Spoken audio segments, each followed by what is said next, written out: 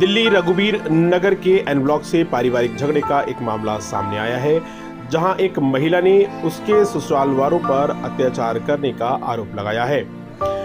पीड़ित महिला का नाम सिमरन कौर है। पीड़िता का कहना है कि वह अपनी 1 साल की बच्ची के साथ धरने पर बैठी है। वहीं सिमरन के पति दीपक कुमार ने भी अपने घर वालों पर आरोप लगाते हुए कहा है कि उनके घर वालों ने दोनों पति पत्नी और एक छोटी सी बच्ची को घर से निकाल दिया है, जिसके बाद उन्होंने पिछले 3 साल से किराए के मकान पर रहना पड़ रहा है। सिमरन कौर का कहना है कि उनके पति दीपक कुमार की तबीयत लगातार खराब रहती है और 2 बार ऑपरेशन होने के बाद वह अब कामकाज करने व घर का किराया देने में सक्षम नहीं है। हालात इतने खराब हो चुके हैं कि परिवार का गुजारा तक मुश्किल हो गया। मेरा नाम सिमरन कौर है। मैं अभी 3 साल से रेंट के मकान में रह रही हूँ। पहले मैं यहीं पे ही रहती थी अपने ससुराल वाले मकान में। मेरी शादी को 6 साल हो गए हैं। ठीक है, मेरा प्रेगनेंसी का भी इलाज यहीं पे ही चल रहा था। तो यहाँ पे इतने लड़ाई झगड़े थे। मेरे जेठ ने और मेरी नंद ने मेरे को इतना परेशान कर रखा था 3 साल पहले कि हमें रेंट पे, मैंने अपने हस्बैंड को मतलब बोला, मेरी सास की तबीयत खराब रहने लग गई।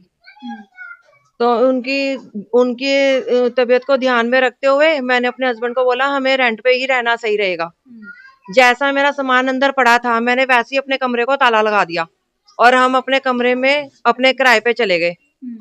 वहीं पे ही मुझे मेरा बच्चा हुआ, ये 1 साल की मेरी बच्ची हुई है। अब इनका ऑपरेशन हो गया 2 बार मेरे हस्बैंड का। वहाँ पे ये गोलगप्पे की रेडी लगाते हैं। मैं अपने ही घर में यहाँ पे वापस आना चाहती हूँ। हम किराया नहीं भर सकते। तो मना कौन कर रहा है आपको? ये मेरी नंद मना कर रही है कि तू यहाँ पे नहीं आ सकती, नहीं घुस सकती यहाँ पे। कारण क्या है पता नहीं।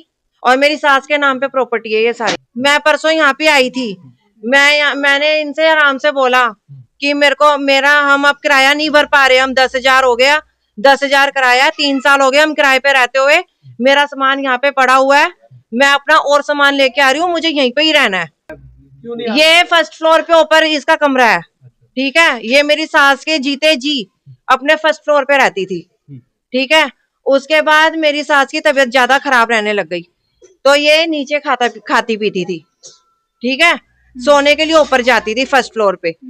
फिर मेरी सास की तबीयत ज्यादा खराब रहने लग गई है और ये झगड़े मगड़े में इन्होंने मेरा जीना आराम कर दिया कि यहाँ से निकल तू। ये धमकियां देती थी अपनी माँ को कि अगर तुमने मेरे को यहाँ से निकाला, मेरे को हिस्सा नहीं दिया तो मैं अपने आप को कुछ कर लूंगी। प्रॉपर्टी किसी के नाम पे नहीं करके गई। मैंने महिला मंडल में कंप्लेंट करी है, कल करके आई हूँ मैं महिला मंडल में। मेरे को इनसे पूछो मुझे क्यों नहीं घुसने दे रहे। मेरा सामान अंदर पड़ा है, मेरा सामान अंदर पड़ा है। तो मेरे को मेरी जान का खतरा नहीं है। इन्होंने तो पहले ही मेरा बच्चा खराब करवा दिया एक यहाँ पे। मेरे बेटे को और मेरे को जान का खतरा है, इसलिए मैं इसको अंदर नहीं घुसने दे रही। मैं तो नहीं घुसने दूंगी क्योंकि मेरी मम्मी ने निकाला था इनको। मेरी मम्मी ने निकाला था इनको क्योंकि मेरी मम्मी के ऊपर हाथ उठाया था, मम्मी को मारा था, मेरे को भी मारा इन लोगों ने बहुत ज्यादा। हमें नौबत ही नहीं आई, हम मम्मी ने इसको घर से ही निकाल दिया था। हम हिस्सा देंगे इसको, लेकिन लिखित में बैठक के सब कुछ फैसला होने के बाद, अम्मा की जो प्रॉपर्टी है उसका भी फैसला होने के बाद ऐसे नहीं देंगे, क्योंकि इन्होंने हमारे को कोर्ट कचहरी थाना कचहरी बहुत लगाया है। मेरी माँ तक थाने में गई है 4 बार। बचपन से अपने माँ बाप के साथ यहीं रहता था। ये आके अपने विधवा हुई है जब से यहाँ पर आके बैठी हुई है। 40 साल से मैं रह रहा हूँ यहाँ पे। 40 साल से मैं नहीं लेके आया। ठीक है, ये दोनों लेके आए थे जाके। मेरी माँ ने अपने फ्लोर पे वापस आना चाहता हूँ। मेरे को कितना टॉर्चर करते होंगे ये लोग मेरे को मारते थे यहाँ पे, तभी मैं किराए के कमरे में निकली हूँ। मैं यही बैठूंगी, चाहे मेरे को 15 दिन हो जाए, चाहे मेरे को 20 दिन हो जाए, मैं अपने कमरा खुलवा के ही रहूंगी।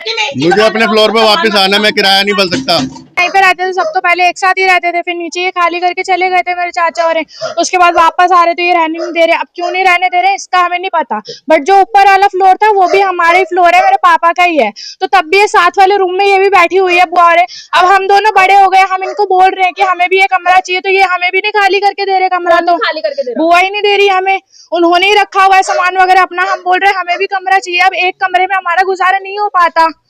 मेरी भी ग्रेजुएशन चल रही है, स्टडी चल रही है, इसकी भी तो चल रही है, इसकी भी ग्रेजुएशन चलेगी। मेरे पापा भी गोलगप्पे का काम करते हैं, कैसे करेंगे एक कमरे में हम तीनों? तो हम भी बोल रहे हैं कि हमें भी अपना कमरा चाहिए, एक कि हम दोनों हमारा हो जाए, एक पापा का हो जाए।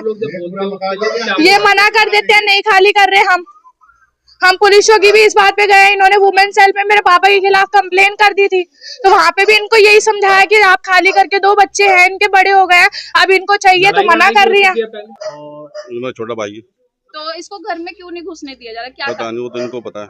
हाँ, तो क्या है जो कब्जा आपकी आप कह रहे सहमति है इसमें, ये घर में आ जाए, आपकी सहमति है? हम तो मना थोड़ी कर रहे हैं। हाँ, अगर आगे रहे